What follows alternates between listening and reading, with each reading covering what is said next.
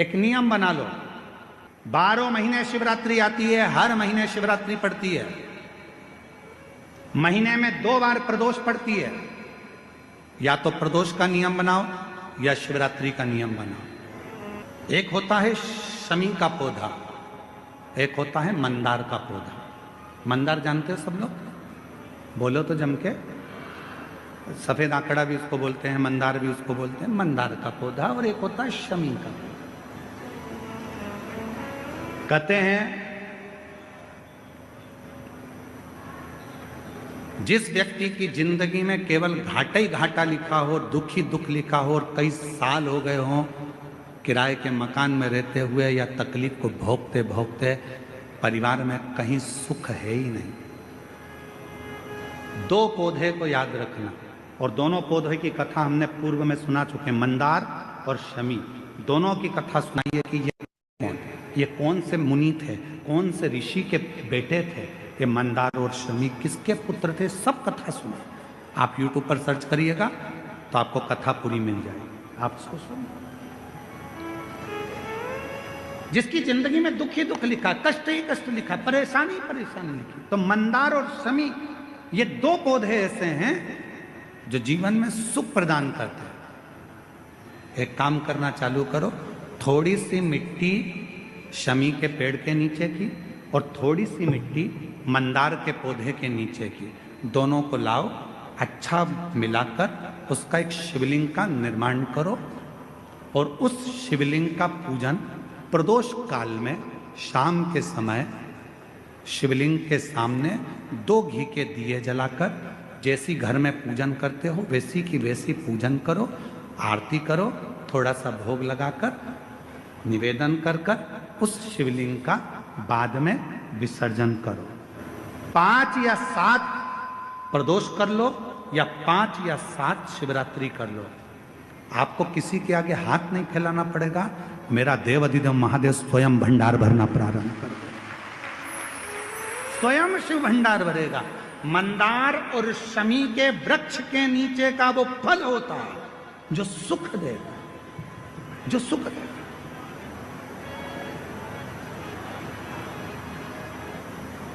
जो हमें आनंद प्रदान करता है।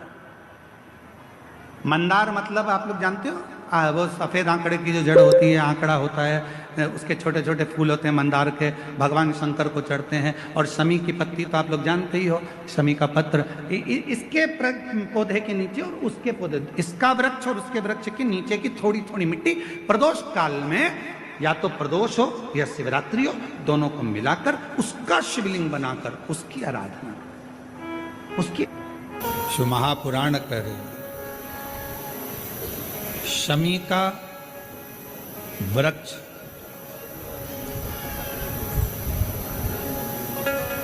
हमारे शरीर में जो रोग होता है, उस रोग के जितने भी तत्व होते हैं उनको शमी का वृक्ष खींचता।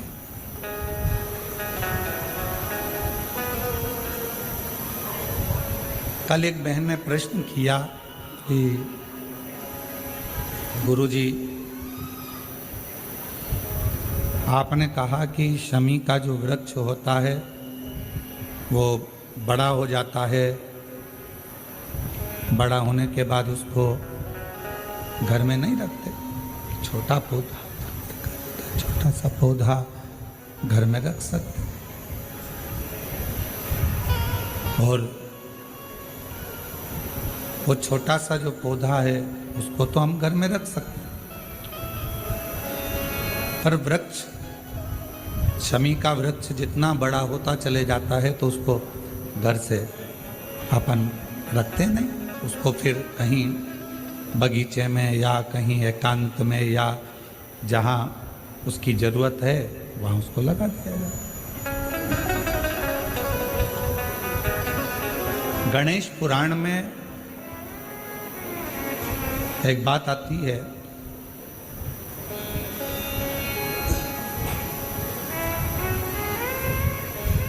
कि शमी का जो वृक्ष होता है वो रोग को खींच लेता,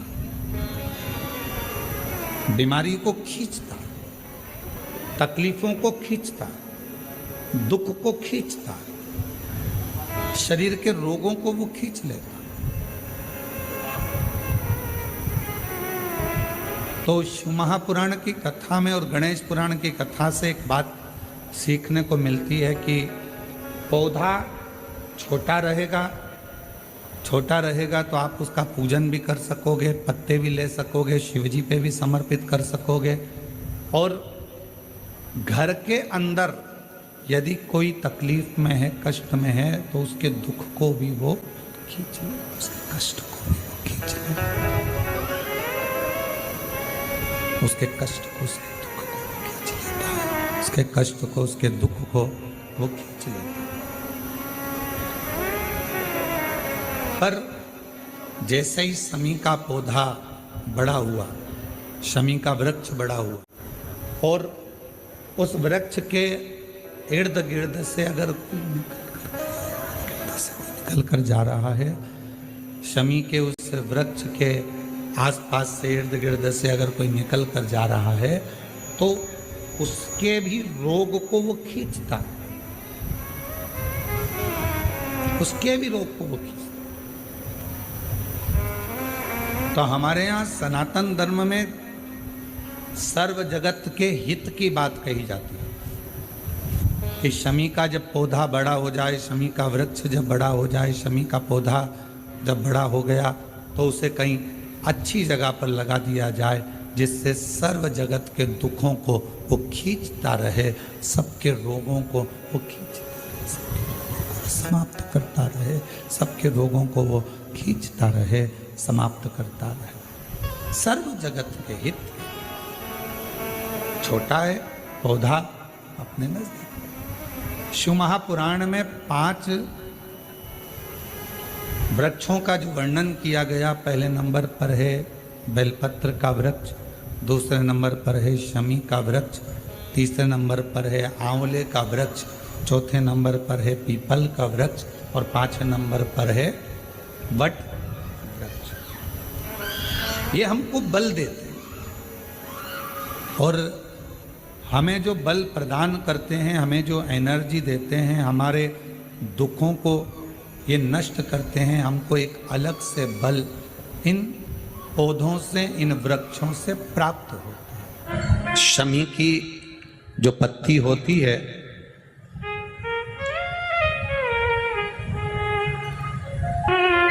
शमी की जो पत्ती होती है,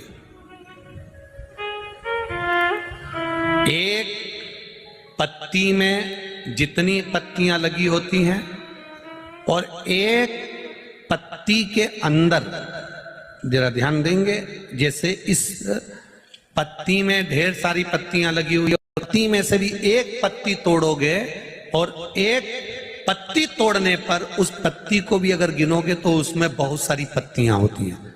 आज प्रयास करना, अगर कहीं आपको शमी की पत्ती मिले, तो जैसे ये पत्ती, इस पत्ती को तोड़ा गया, इस पत्ती में से एक पत्ती निकाली गई, और एक पत्ती निकालकर आप धीरे से रखना, उसमें भी बारीक बारीक बारीक बारीक बारीक बारीक बहुत सारी पत्तियां नजर आती हैं। शिव महापुराण की कथा कहती है, जो सोमवार की अष्टमी हो, या प्रदोष का व्रत हो, या 12 महीने की शिवरात्रि हो, या किसी भी दिन प्रदोष काल के अंतर्गत शंकर भगवान को एक शमी का पत्ता कोई भूलवश भी समर्पित कर देता है, तो जितनी एक पत्ती में पत्तियां होती है, और उस पत्ती के अंदर भी एक पत्ती को तोड़ने के बाद जितनी पत्तियां होती है, उतने जन्म मृत्यु लोक में मनुष्य के नहीं होते। 84 लाख योनियों में से वो योनियां कट जाती हैं और देव योनि प्राप्त हो जाए। एक शमी पत्र की इतनी महत्वता है। शमी का जो पत्ता होता है, ध्यान से सुनिएगा, रोज आप अगर शमी के पत्ते को नहीं चढ़ा सकते, महीने में 1 बार या 2 बार शमी का पत्ता शंकर के ऊपर अवश्य समर्पित करना चाहिए। क्यों? शरीर में अगर कोई बड़ी बीमारी आने वाली होती है, तो बाबा उस विष को समाप्त कर देते हैं, मात्र शमी का पत्ता समर्पित कर देते हैं। भले महीने में 2 बार चढ़ाओ, हफ्ते में 1 बार चढ़ाओ, तुम्हारा मन पड़े तो हफ्ते में 2 बार चढ़ाओ। ज्यादा बीमारी है, शमी का पत्ता एक शिव जी के शिवलिंग पर, और एक पत्ता जहां से पानी बहकर नीचे गिरता है ना, जलाधारी में से शिव जी पे जल चढ़ाया। जैसे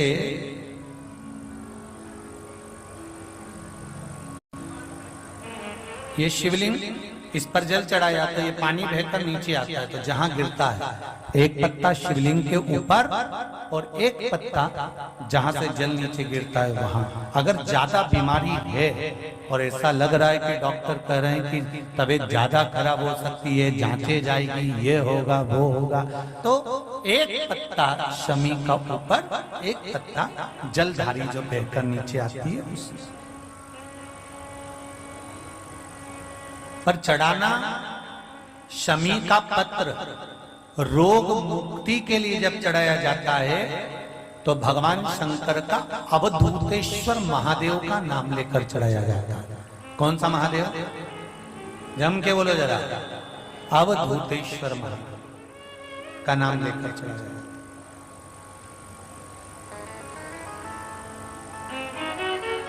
एक बात आपको कही थी अभी पिछले कथाओं में, गाय के दूध का घी बनाकर उसकी एक उंगली घी की अशोक सुंदरी वाली जगह पर लगाकर, जो व्यापार नहीं चलता हो, दुकान नहीं चलती हो, अशोक सुंदरी वाली जगह पर घृत लगाकर घर के दरवाजे पर या व्यापार के द्वार पर उस उंगली को लगा देना चाहिए। घृत पर होना गाय के घी का। गौमाता कल कथा में कहा था, एक दिया बेलपत्र के नीचे और एक दिया, बोलो बोलो जम के, अपने दरवाजे के राइट भाग में प्रदोष के दिन, प्रदोष काल में लगाना चाहिए, जिससे शंकर भगवान नंदी के साथ जाएं, तुम्हारे दरवाजे पर दिया लगा हुआ देखें तो शंकर भगवान नंदी शिव जी से कह दे, ये रोज मेरे मंदिर में आती है, ये रोज आपके मंदिर में आके 1 लोटा जल चढ़ाती है, आज दिया लगाकर बैठी है, आपका इंतजार कर रही है, इस पर दृष्टि फेर दो, कल्याण कर दो। दृष्टि फेरो, कल्याण।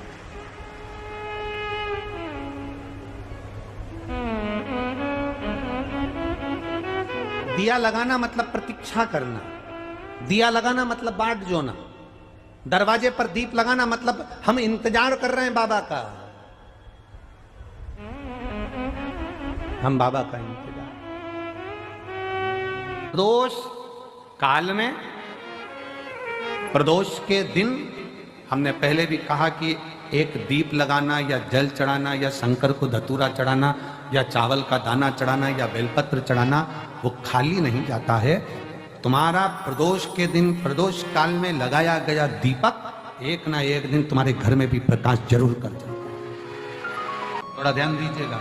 मान लो मेरे बेटा बेटी कहीं अप्लाई कर रहे हैं नौकरी के लिए या अन्य चीज के लिए, तो वो अगर बेलपत्री के मध्य पत्ती और ये 2 पत्ती है, इस पत्ती के बीच की जो जगह होती है वहां यदि पीला चंदन और एक चावल का दाना लेकर हरीश्वर महादेव का नाम लेकर शंकर के शिवलिंग पर प्रदोष के दिन अगर चढ़ा देते हैं तो वो बेटा बेटी जिस एग्जाम को दे रहा होता है अच्छी मेहनत के साथ, लगन के साथ, तो निश्चित है वो उसमें सफलता पाता जरूर। हरीश्वर महादेव, एक बार बोलो कौन से महादेव? हरीश्वर महादेव। जब कोई कह दे कि तुम्हारी जिंदगी में दुख ही दुख है, जब कोई कह दे तुम्हारे जीवन में कष्ट ही कष्ट है, तब एक काम चालू करो, शिव की आराधना।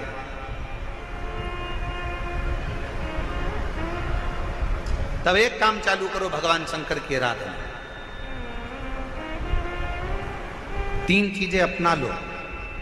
पहले नंबर पर शिव जी के मंदिर में 1 लोटा जल चढ़ाना।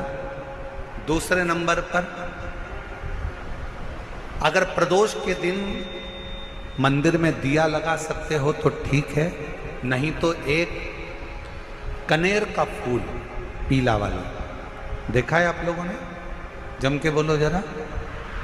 पीले कलर का कनेर का फूल एक, प्रदोष के दिन, प्रदोष काल के समय पर अगर दीप लगा सको तो ठीक है, नहीं तो एक कनेर का फूल पीले कलर का, शिव जी के अशोक सुंदरी का स्पर्श, अशोक सुंदरी वाली जगह मालूम है ना आप लोगों को, फिर से आप समझ लेंगे।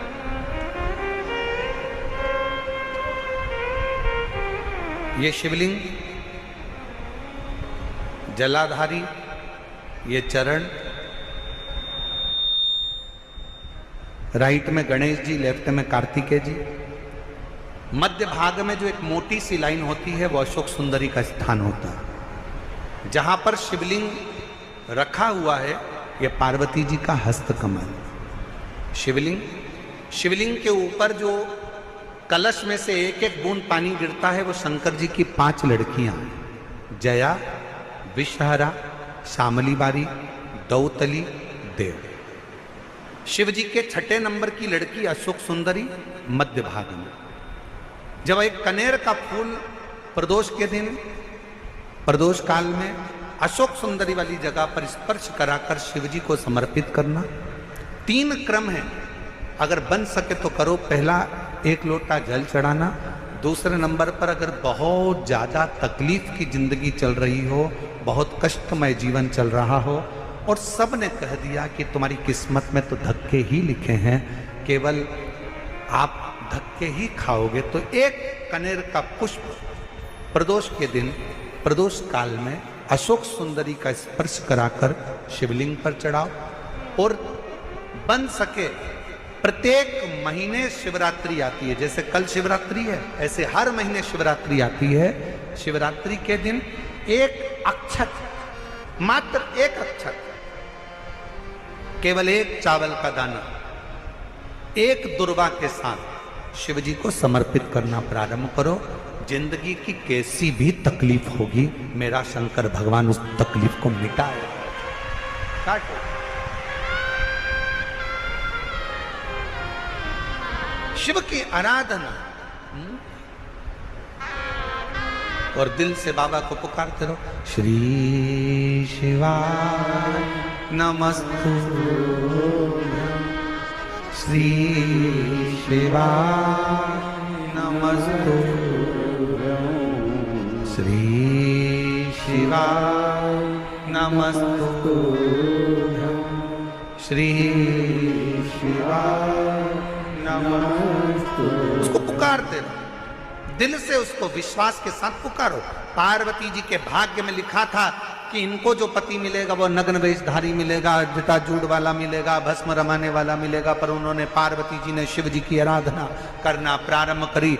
और जब भगवान शंकर की आराधना करना प्रारंभ करी तो भगवान शंकर ही उनको पति के रूप में मिल गए। और जब स्वयं देव अधिदेव महादेव हमारे भाग्य में अगर आ जाते हैं तो बाकी के भाग्य की सारी रेखाएं अपने आप सीधी हो जाती हैं।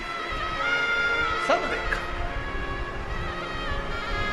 शिव को पुकारो।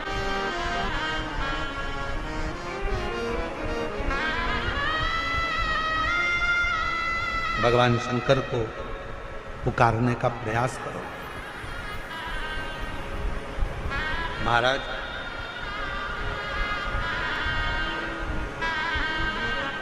शिव महापुराण की कथा एक बड़ी सुंदर बात कहती है, बहुत सुंदर। जिसके दिन खराब चल रहे हो ना, तुम्हें मालूम है कि तुम्हारा रिश्तेदार के दिन खराब चल रहे हैं, उसकी तकलीफ की जिंदगी चल रही है, उसको कष्ट है।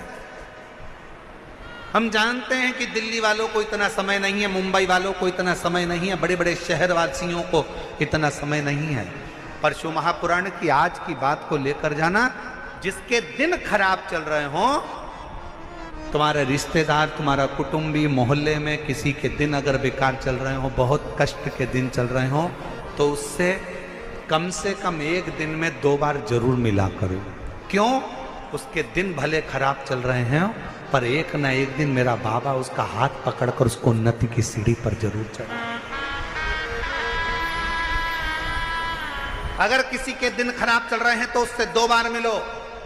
अगर किसी का स्वास्थ्य खराब चल रहा है तो उससे 3 बार मिलो। चिंता मत करना, छोटी सी बीमारी है, ठीक हो जाओगे। चिंता मत करना, ऐसी बीमारियां तो आती रहती है, टेंशन मत लो। किडनी खराब हुई है, लीवर बेकार हुआ है, शुगर हो गई है, थायराइड हो गया, कैंसर हो गया, क्यों चिंता करते हो? 3 बार मिलो। किसी के दिन खराब चल रहे हैं तो 2 बार मिलो, किसी का स्वास्थ्य खराब है तो 3 बार मिलो। और घर में अगर बुजुर्ग माँ बाप हैं और उनके प्राण छूटने का समय है तो शिव पुराण की कथा कहती है उनकी सेवा में 24 घंटे लग जाओ। 24 अपने बुजुर्ग माँ बाप की सेवा में, अपने बुजुर्ग माता पिता की सेवा में हर घड़ी लगे, हर पल लगे।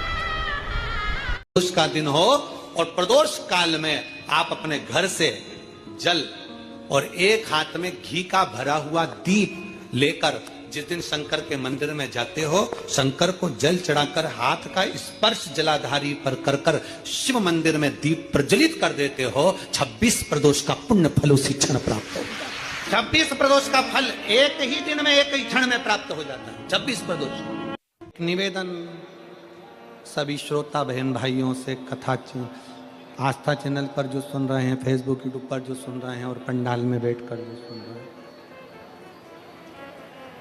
जिस दिन दिल से हारो ना,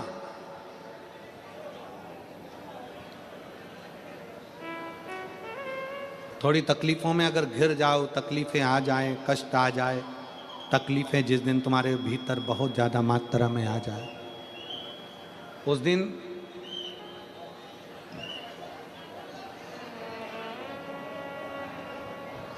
तीन बेलपत्र, एक बेलपत्र में पीला चंदन, बीच वाली पत्ती।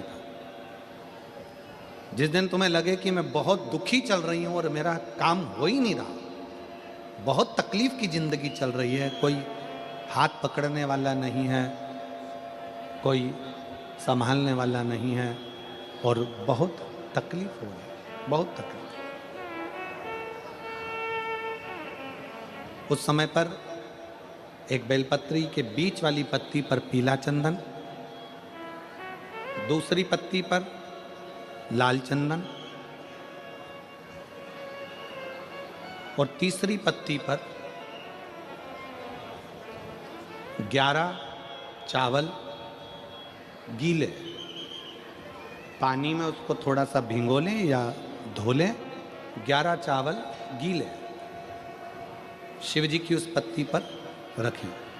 सबसे पहला पीला चंदन का बेलपत्र, दूसरे नंबर पर लाल चंदन का बेलपत्र, तीसरे नंबर पर जो 11 चावल आपने धोकर रखे हैं वो हाथ की हथेली में रखना है और हाथ की हथेली में रखकर अपनी कामना कर कर भगवान शंकर से विनय कर कर पंचाक्षर मंत्र नमः शिवाय या षडाक्षर मंत्र ओम नमः शिवाय या श्री शिवाय नमस्तुभ्यम बोलकर उस बेलपत्र पर सीधे हाथ में रखकर उल्टे हाथ का स्पर्श कर कर बाबा से अपने मन के भाव कहकर शंकर के शिवलिंग पर उसे समर्पित कर दीजिए। एक ही लोटा जल, जहां से जल बहता है अशोक सुंदरी वाली जगह, एक ही लोटा जल जहां से जल बहता है उस जल बहने वाली जगह पर 3 बार उस जल को अपनी कामना कर कर श्री शिवाय नमस्तुभ्यम या पंचाक्षर मंत्र या षडाक्षर मंत्र बोलकर 3 बार उस स्थान पर गिरा दीजिए। गिराने के बाद में बाबा से विनय कर कर अक्षत वाली जो बेलपत्र है, एक बेलपत्र और एक अक्षत उसमें से अपने लिए लेकर आ जाओ। उसको 2 महीना 3 महीना अपने घर में रखिए। जितना भी दुख है धीरे धीरे बाबा समाप्त कर कर खुशियां घर में लेकर आता ही है। दुख समाप्त होगा, खुशियां घर में आएगी जरूर।